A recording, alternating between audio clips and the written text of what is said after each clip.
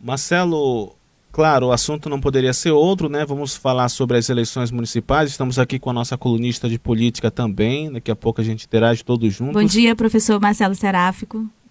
Oi, Rosiane, bom dia, desculpa. Professor, no quadro local do Amazonas, como o senhor analisa aí a distribuição de poder? O resultado contempla os anseios da sociedade? Arthur, é bom a gente acreditar que todo resultado de eleição, em alguma medida, atende, né, quando as eleições são diretas, aquilo que pretende a sociedade.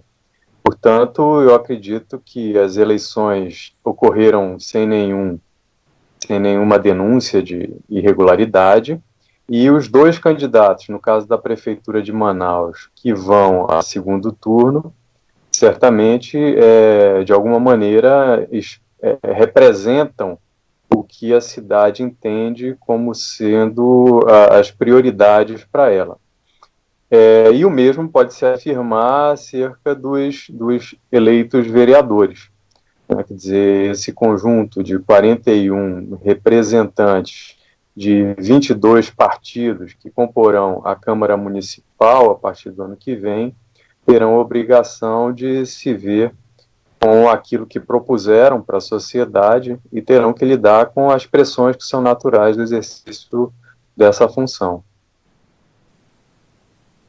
Professor, eu queria que o senhor também ajudasse a gente a entender o quadro mais geral. Claro que Manaus não está distanciada. Aqui em Manaus a gente tem dois candidatos que são considerados candidatos de centro, disputando o segundo turno, numa campanha que teve, inclusive, a participação do presidente Bolsonaro, né, pedindo voto para um dos candidatos. Muito embora ele não tenha, como dizia o professor Afrânio Soares, que ele tinha que entrar aqui, como Lula algumas vezes entrou pedindo votos, né, e também nem sempre teve bom êxito nesse pedido de voto como cabo eleitoral, mas enfim, a gente tem um resultado que também mostra o centro ganhando maior espaço em todas as outras capitais, né? Em outras capitais, embora resultados pontuais favoráveis à esquerda também, nesse momento em São Paulo, em Recife, em Belém, mas eu queria que o senhor pudesse ajudar a gente a entender qual é esse quadro hoje, assim, mostra uma diferença daquela tentativa de renovar a qualquer custo da eleição passada? Mostra, de fato, uma volta do que as pessoas chamam de velha política? Qual é a sua leitura a esse respeito? São muitas questões, né, Rosiane?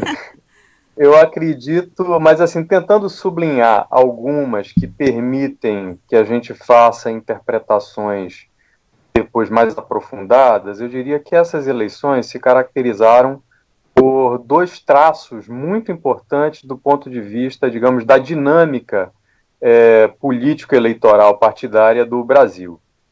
Primeiro, me parece que aconteceu uma espécie de dissipação da força política dos setores vinculados à direita.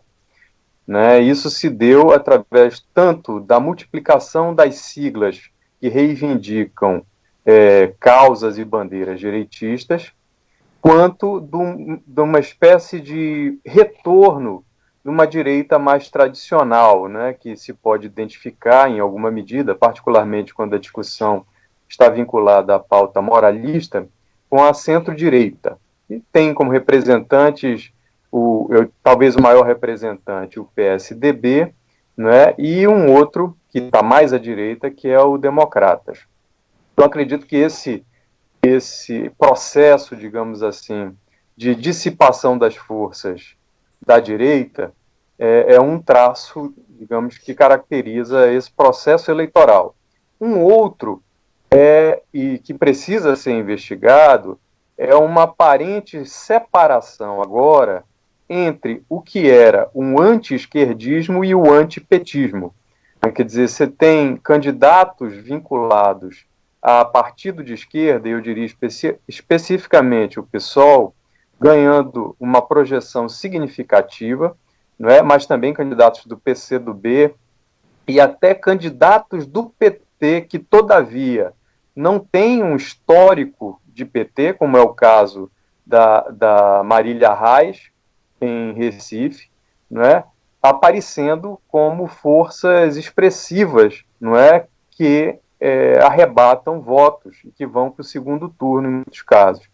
Então, eu acredito que esses dois processos, a dissipação das forças da direita, quer dizer, uma multiplicação de candidatos e partidos reivindicando bandeiras tradicionais, nem todas elas vinculadas ao senhor presidente da República, né, alguns de maneira bastante oportunista, adotando essas bandeiras para conseguir votos, sem que elas fossem, porém, bandeiras suas tradicionais, né, e outros se conectando diretamente ao presidente. Esses com conexão mais direta, inegavelmente perderam força. Então, quer dizer, talvez dois resultados que parecem significativos são, sim, a direita se mantém muito forte. Basta ver a composição da Câmara Municipal de Manaus, mas a Câmara de outros lugares do país também.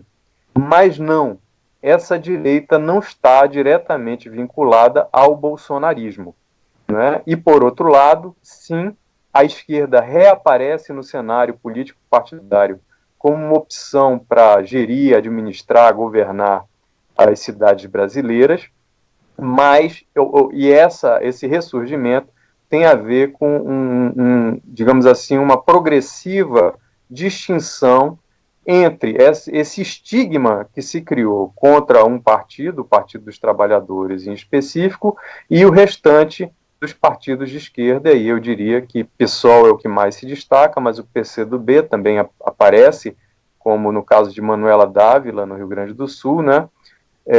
E em algumas outras cidades, elegendo, por exemplo, no Amazonas, o PT e o PCdoB elegeram um vereador. Então você tem um quadro que aponta, de fato, para uma alteração no quadro vis-à-vis o que aconteceu em 2018, não é? Eu não sei, e aí eu faria uma ponderação apenas complementar, a história disso que se chamou, do meu ponto de vista, de maneira muito equivocada, de nova política, como a realidade demonstra, né, isso teve voo de galinha, muito curto, né? A nova política, por exemplo, é a política do centrão, ou seja, velha. Então, e é a política que o senhor presidente da República aderiu.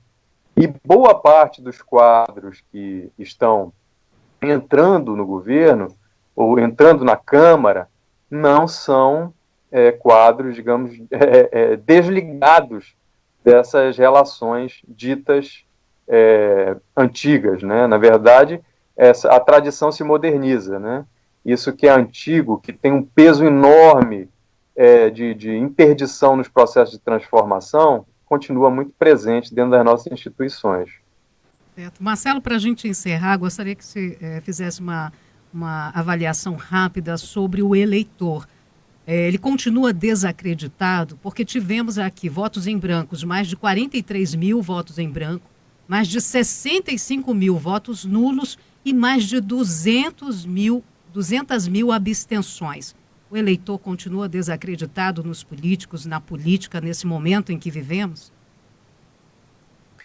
Samara, essa é uma questão muito importante, e eu diria que ela é parte de um problema muito mais profundo, digamos, do que as eleições, né? Tem a ver com eu diria que um descompasso muito grande, muito expressivo, entre as transformações sociais que nós temos experimentado ao longo dos últimos 30, 40 anos, quer dizer, um processo de globalização econômica, da informação e da própria política, que não se encontra espelhado nas transformações institucionais.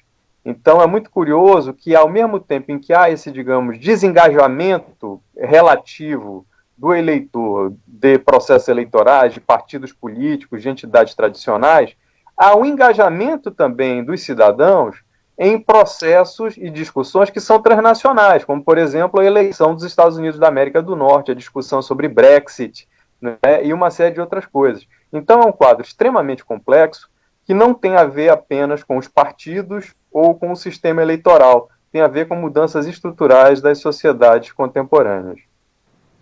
Marcelo Seráfico conosco todas as segundas-feiras, a partir de 9 horas da manhã. Muito obrigado, Marcelo, e você tem aí autoridade para entrar a qualquer momento com as novidades. Um ótimo dia para você. Para ti, Arthur, Rosiane, Samara também, para todos os ouvintes. Boa sorte para todos nós. Verdade, professor. Forte abraço.